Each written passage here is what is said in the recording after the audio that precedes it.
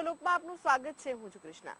દર્શક મિત્રો, 16 તારીખથી ધનુર્માસ બેસે છે, ત્યારે ધનુર્માસનું શું મહત્વ છે, કેમ ધનુર્માસ દરમિયાન લગ્ન નથી થતા, ગૃહ પ્રવેશ જેવા શુભ કાર્ય નથી થતા, તેની પાછળ શું કારણ છે, કઈ કથા જોડાયેલી છે અને કેવા કાર્ય ધનુર્માસ દરમિયાન કરી શકાય, તે તમામ વાતો આજે અમે આપને જણાવીશું ધર્મલોકમાં।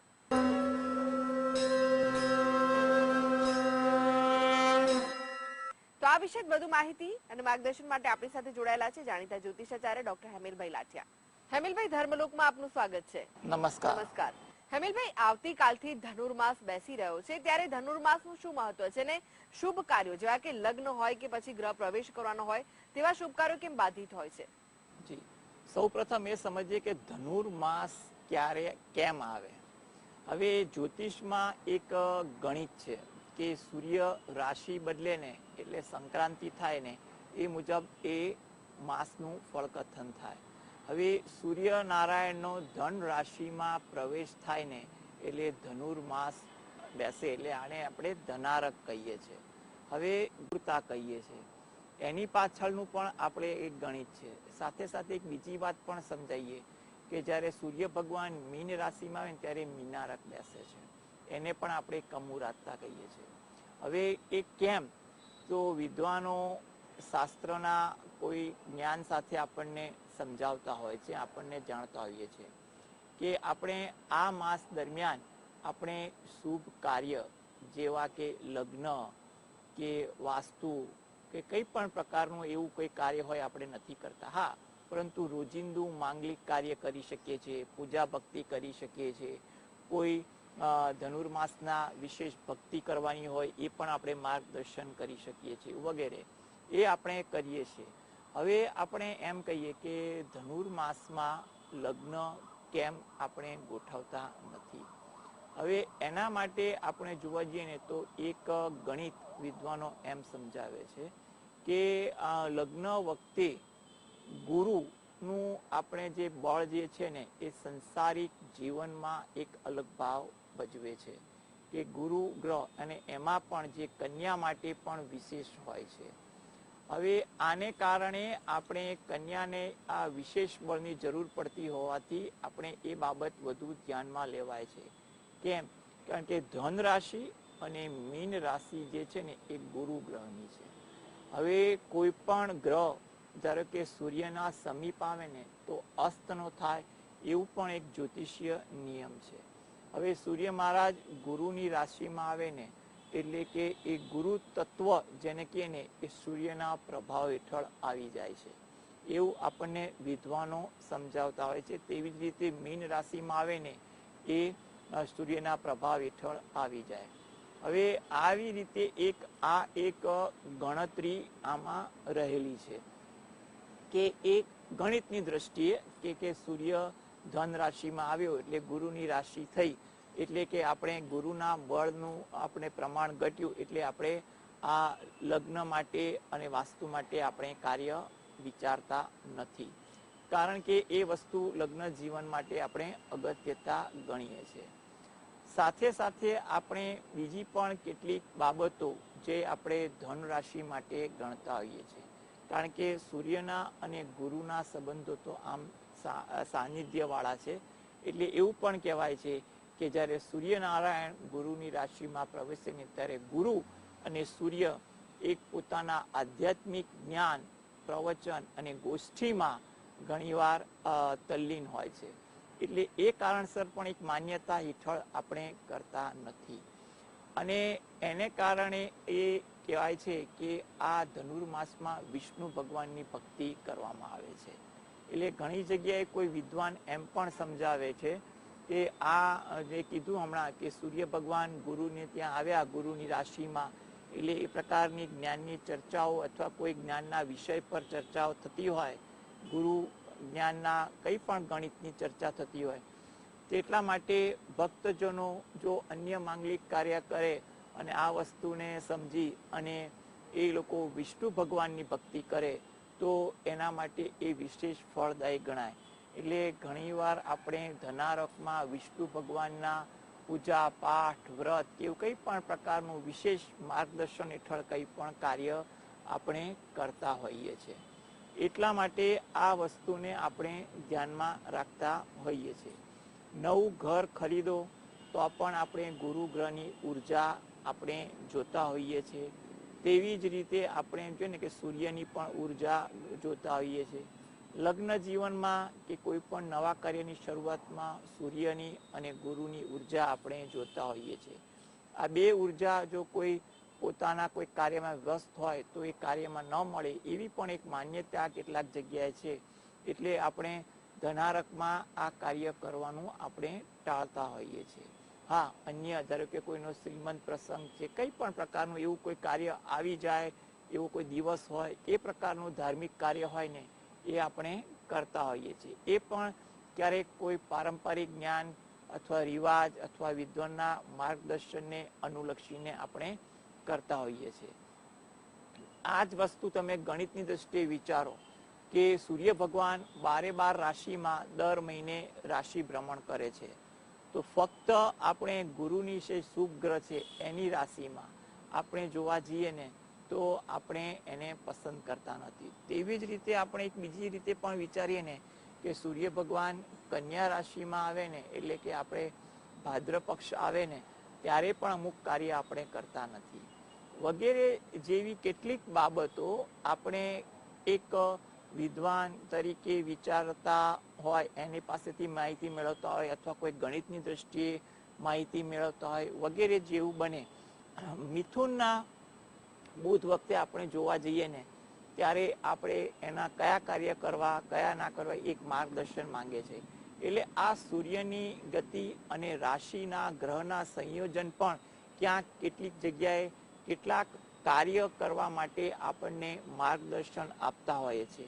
માટે આપણે આ ધન રાશિ અને મીન રાશિ જે ગુરુની રાશિ છે એના માટે આપણે કેટલુંક આપણે જાણતા હોઈએ છીએ. ધનારક એટલે કે ધનુર્માસ સાથે કઈ કથા જોડાયેલી છે અને કયા શુભ કાર્ય કરવા જોઈએ ધનુર્માસ દરમિયાન? હા, આ કથામાં આપણે છે ને ઘણીવાર કેટલીક કથાઓ આપણે લૌકિક રીતે સાંભળી હોય, કોઈક જગ્યાએ શાસ્ત્રમાં ઉલ્લેખ સાંભળ્યો હોય. તો આપણે કહીએ કે ધનારકમાં આપણે શુભ પ્રસંગ, માંગલિક પ્રસંગ જેને કે લગ્ન છે, વાસ્તુ છે કે નવા કોઈ કાર્ય આપણે નથી કરતા તો કેમ? તો એની પાછળની એક કથા એવી છે કે જે મહાભારતનું યુદ્ધ 13 દિવસ ચાલ્યું ને એ 13 દિવસ દરમિયાન સૂર્ય મહારાજ છે ને ધન રાશિમાં હતા. કારણ કે એ વખતે એક ગણિત એવું હતું કે મહાભારતનું યુદ્ધ થયું ત્યારે ધન રાશિ એટલે કે ધનારકમાં સૂર્ય હતા. 13 દિવસનો પક્ષ હતો. એટલે કે એક પક્ષમાં આપણે સામાન્ય રીતે 15 દિવસ હોય છે ત્યારે એક તિથિની વધઘટ કોકવાર જોવા મળી જાય છે. પરંતુ આ મહાભારત કાળ વખતે 2 તિથિની ઘટ હતી એટલે 13 પક્ષનો દિવસ હતો અને એક મોટું ગ્રહણ હતું. એમાં કેટલાક ગ્રહોના એક સંયોજન હતા. એ આખી વાત છે. પરંતુ મહાભારતનું જે યુદ્ધ થયું એ ધન ના સૂર્યમાં થયું હોવું વિદ્વાનો માને છે. અને આ મહાભારતના યુદ્ધમાં જેને કહીએ ને ઘણા વીર લોકો, સૈન્ય લોકોની જેને કહીએ ને શહીદી થયા હતા એટલે કે વીર ગતિએ પામ્યા હતા. બંને પક્ષે થયેલા કૌરવ અને પાંડવો. એટલે એના આત્માની શાંતિ અને સદગતિ માટે પણ લોકો ભક્તિ કરવાનો મહિમા રાખતા હોય છે. કારણ કે બંને પક્ષ એક ધર્મ અને એક નીતિ માટે લડેલા. પાંડવોનો વિજય થયો તો ધર્મ મજબૂત હતું પરંતુ ત્યાં પણ કેટલાક લોકો વીરગતિએ ગયા હતા. એટલા માટે આ ધર્મ માસ દરમિયાન એમ કહીએ કે કંઈ પણ પ્રકારના ઉત્સાહિત એટલે કે લગ્ન છે કે વાસ્તુ જેવા કાર્ય ન કરી અને જો ભગવાનનું નામ લો ને તો એ વીરગતિના આત્માને શાંતિ, સદગતિ અને શ્રદ્ધા અર્પણ કરવાનો પણ ભાવ કેટલીક જગ્યાએ કેટલાક વિદ્વાનો આપણે કેટલાક પ્રદેશોમાંથી આ વાત જાણવા મળતી હોય છે. એટલે આમાં કેટલાક પ્રાંતીય વાત પણ આપણને જાણવા મળતી હોય છે. એમાંની એક આ વાત પણ આપણને સારી રીતે જાણવા મળે છે. હવે એમાં આપણે જેને કહીએ ને કે કયા કાર્ય આપણે ન કરાય એના માટે આપણે લગ્ન અને વાસ્તુ જેવા કાર્ય છે અથવા કયું નવું કોઈ શુભ શરૂઆત કરવી હોય એ રીતે. પરંતુ ઘણીવાર એવા કાર્યો આપણે કરી શકીએ કે આપણે રોજિંદા ક્રમમાં આવતા હોય. તદુપરાંત આપણે વિશિષ્ટ જેને કે આપણે ધનુર્માસને લગતી કોઈ પૂજા ભક્તિ વ્રત કરવા હોય એ પણ આપણે કરી શકીએ. અથવા જે લોકોની ધારો કે કામકાજ ચાલુ હોય અને એમાં કંઈક નવું કરવું હોય તો પણ માર્ગદર્શન હેઠળ જો કરવાની છૂટ મળતી હોય તો પણ કરી શકાય. જે રોજિંદી વસ્તુમાં રૂટીનમાં આવતું હોય ને એ કામ તો આપણે ધનારકમાં આપણે કરીએ છીએ, એમાં કોઈ બાધ્ય હોતું નથી. એટલે ઘણીવાર આ વસ્તુનું આપણે જ્ઞાન વિવેક વર્તાળા મુજબ આપણે જોવા મળતું હોય છે. ધારો કે કોઈ એવી વસ્તુ ખરીદવી હોય કે આપણે આની પહેલા અગાઉ આપણે ખરીદી ચૂક્યા હોઈએ, એવી વસ્તુની ખરીદી પણ આપણેથી થઈ શકે છે. અગાઉ આપણે કોઈ કાર્ય કરતા હોય, જેને કે નોકરી એક બે વાર બદલી હોય અને આ ધનુર્માસ દરમિયાન જ નવી નોકરીની એપોઇન્ટમેન્ટ મળી હોય તો એમાં પણ દિન શોધી જોઈને જવું એ આજના જમાનામાં લોકો વ્યવહારુ ગણી રહ્યા છે. તેવી જ રીતે છે ને કે રૂટીન કામ, કે અગાઉ કામ જે થઈ ગયા હોય ને હવે રિપીટ થવાના હોય એવા કોઈ કામ હોય, ખરીદી હોય, એ ધનુર્માસ દરમિયાન યોગ્ય માર્ગદર્શન હેઠળ આપણે કરી શકીએ છીએ. હવે એના માટે પણ ઘણીવાર માણસોને જે દ્વિધા હોય ને તો દ્વિધાનો ઉકેલ એક જ છે કે એને માર્ગદર્શન લેવું હિતાવહ છે.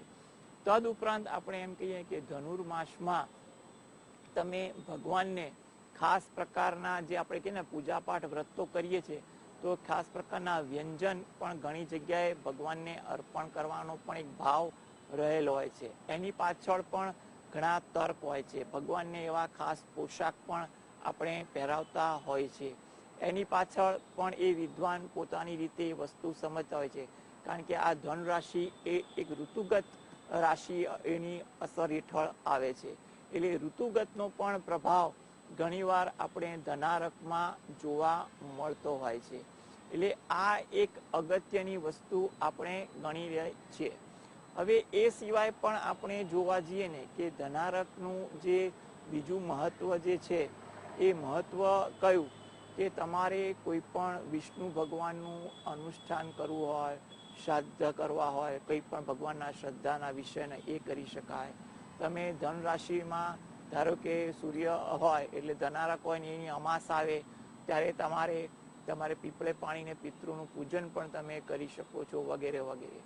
ધન રાશિ દરમિયાન તમે રોજિંદી રીતે દરરોજ જે સૂર્ય ભગવાનને પગે લાગતા હોય તો ધનારકમાં પણ તમે સૂર્ય ભગવાનને દરરોજ જે પગે લાગી શકો છો, પ્રાર્થના કરી શકો છો. એટલે આવી કેટલીક વાત જે છે એ વાત તો તમે ધનારકમાં પણ કરી શકો છો ખરા. જ્યાં પણ આપણને દ્વિધા જણાતી હોય ત્યાં માર્ગદર્શન લેવું હિતાવહ છે. હા, વિષ્ણુ ભગવાનના ધારો કે ધનારક દરમિયાન કોઈ વિશિષ્ટ પાઠ કરવા હોય, ધારો કે વિષ્ણુ સહસ્ત્રના પાઠ છે, નારાયણ કવચના પાઠ છે, ગજેન્દ્ર મોક્ષના પાઠ છે વગેરે જેવા, તો પણ તમે ધનારકમાં એ ભગવાનના તમે કરી શકો ખરા. ઘણીવાર સંપ્રદાયને લગતું કોઈ કાર્ય હોય, કોઈ હિન્દુ ધર્મ તો છે સાથે કોઈ સંપ્રદાયને પણ વધુ માનતા હોય તો સંપ્રદાયને પણ પોતાના ગુરુને અનુલક્ષીને તમે આ ધન રાશિના સૂર્ય એટલે કે ધનારકમાં તમે કોઈ વિશિષ્ટ ભક્તિ ભાવ પૂજા, ભગવાનને કંઈ પણ પ્રકારનો ભોગ કે કંઈ પણ પ્રકારને તમે અર્પણ કરી શકો છો. એટલે આ ધનારક બાધ્ય ક્યાં છે અને અબાધ્ય કેમ છે, કેવી રીતે છે વગેરે જેવી વસ્તુ તમે થોડીક શાંતિથી સમજો ને વિચારો અને જ્યાં જરૂર પડે ત્યાં માર્ગદર્શન લો ને તો તમે આના પરથી તમે ઘણું બધું તમારી દ્વિધાઓ દૂર કરી શકો. જી હેમિલભાઈ, તમે ધર્મલોકમાં ઉપસ્થિત રહ્યા દર્શક મિત્રોને ધનુર્માસ વિશે જે માહિતી અને માર્ગદર્શન આપ્યું તે માટે આપનો આભાર. નમસ્કાર.